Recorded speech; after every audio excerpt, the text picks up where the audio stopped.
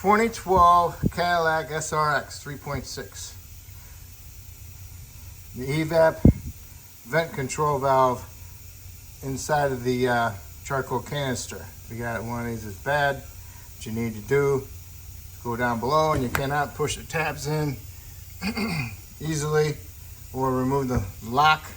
So what I did was remove the valve first, and by doing so, you got to push a little tab in, unlock it, then you can turn it counterclockwise to remove it, and then to install it, you push the new one in there and you turn it clockwise. Okay, so once I had it off, I can remove my line, and also I can remove my lock on my connector more easily.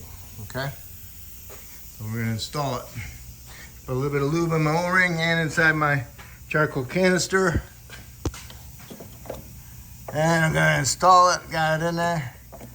Gotta put it over here more. Sorry. Probably should just go ahead, plug my connectors in first, because that's what I did. All right, so I'm gonna plug them in first. Okay, I got my hose connected. I got this lined up. Push it in there. It's all the way in there flush. Go ahead and turn it.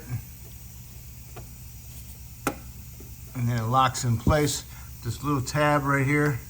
If you want to remove it, you push the tab in and you turn it counterclockwise. All right, so now it's in there. Got my hose on there. Now all I gotta do is put my electrical connector on there, and we should be all set. All right.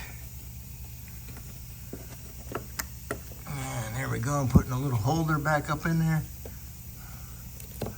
And there you go. And that's how you remove it and install it. Make sure the little tab is sticking out. Okay? And that's it. Okay.